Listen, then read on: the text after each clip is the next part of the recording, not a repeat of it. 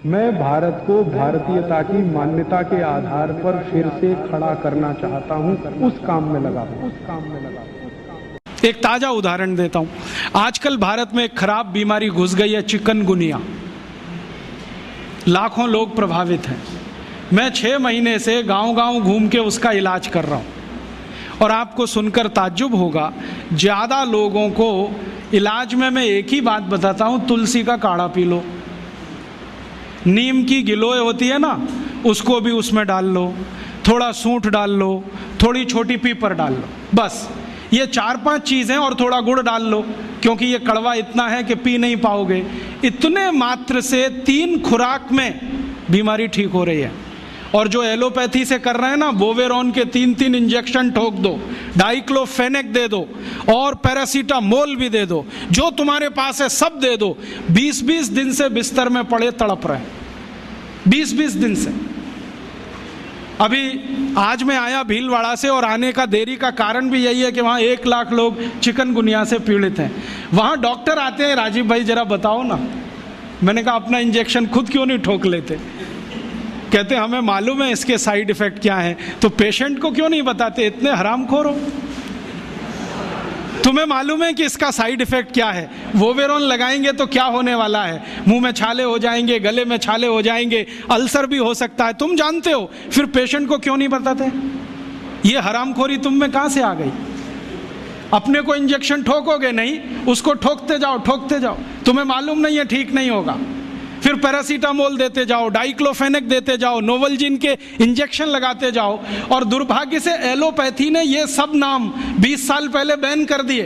वो कहते हैं डाइक्लोफेनेक खराब है, पैरासीटामोल तो और भी खराब है, नोवलजिन तो 1984 से बैन है यूरोप में और अमेरिका में। वही इंजेक्शन यहाँ ठोक रहे हैं लगातार। दुष्परिणाम है कि मरीज ठीक ही नहीं हो रहे। और मैं आपको मेरा अपना तजुर्बा बताता हूँ। आप में से कुछ विद्यार्थी होम्योपैथी के हैं। आप जानते हैं कि होम्योपैथी की बहुत सारी दवाएं आयुर्वेद से ही निकली।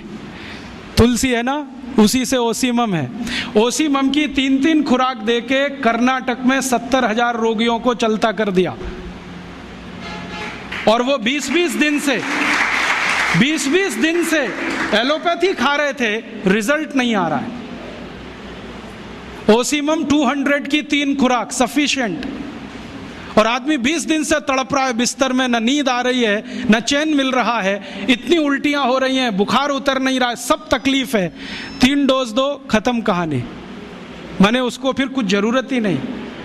और फिर आज स्थिति यह है कि कर्नाटक सरकार ने हमारे ये कैंपों के रिजल्ट देखने के बाद अपने डायरेक्टर्स और जॉइंट डायरेक्टर सबको लाइन से लगा दिया, जाओ राजीव दीक्षित के पास, सीखो उससे वो क्या दे रहा है और रिजल्ट क्यों आ रहे हैं। हमने 70,000 पेशेंट को दवा दी, 6 मरे, और उन्होंने 1,22,000 को दी, उसमें से मुश्किल से 6 बचे। ये कर्नाटक का हाल है। कर्नाटक में चिकनगुनिया इतना बुरी तरह से फैला है, कोई गांव नहीं बचा जहां चिकनगुनिया ना हो। मेरी तो स्थिति यह है कि कार्यकर्ता कम पड़ गए, डॉक्टर कम पड़ गए। अगर मेरे पास 1,000-2,000 डॉक्टर होते तो हम कर्नाटक के उन लाखों लोगों को बचा लेते जो मर गए पिछले 6 महीने। महाराष्ट्र में भी यही है। रिजल्ट मिलते हैं उन दवाओं से, तो भरोसा क्यों नहीं करें उनके ऊपर? ओसीमम तो तुलसी में से ही बनी है भाई, और तो क्या है, डाइल्यूशन फॉर्म में है, बस इतना ही तो है। और तुलसी का काढ़ा समझ लो मदर टिंचर फॉर्म है उसका। तो काढ़ा दे दो तो समझ लो मदर टिंचर दे दिया, और पोटेंसी में दिया तो डाइल्यूट करके दिया। और आप जानते हैं कि ये आयुर्वेद का ही सिद्धांत है कि औषधि की मात्रा जितनी कम रखो, असर उतना ही अधिक है। होम्योपैथी तो इसी पे काम करती है। तो अपने विज्ञान में दम तो है, अपनी विद्या में दम तो है, बस इसका प्रचार करने की बात है।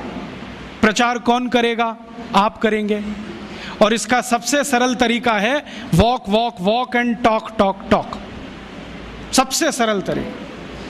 अगर आप इसका अपनी विद्याओं का प्रचार करना चाहते हैं, सरकार तो करेगी नहीं क्योंकि वो एलोपैथी के चंगुल में फंसी है। हमारी सरकार के 2 मंत्रियों का तो मेरा तजुर्बा है पिछले 6 साल में। जब जब मैं उनके पास गया स्वास्थ्य मंत्री को मिलने के लिए, वो कहते राजीव भाई ये सब हमको समझता है, कर कुछ नहीं सकते। क्योंकि ऐसा जकड़ के रख लिया है।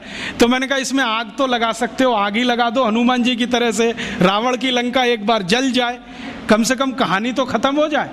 तो कहते हैं उतनी हिम्मत अभी तक नहीं आई है, आ जाएगी तो वो भी लगा देंगे। तो उनमें तो आने से रही, क्योंकि वो तो फंसे हैं अपने स्वार्थ में। आप इसको तैयारी करो, एक ना एक दिन ये विदेश से आई हुई चिकित्सा पद्धति के तंत्र को ऐसे ही उखाड़ के फेंकना है जैसे ईस्ट इंडिया कंपनी को उखाड़ के फेंका था हमने तो।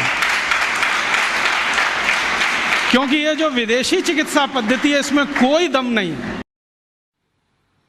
दोस्तों, सबसे पहले तो चैनल सब्सक्राइब करें, फिर लाइक, कमेंट और शेयर करें।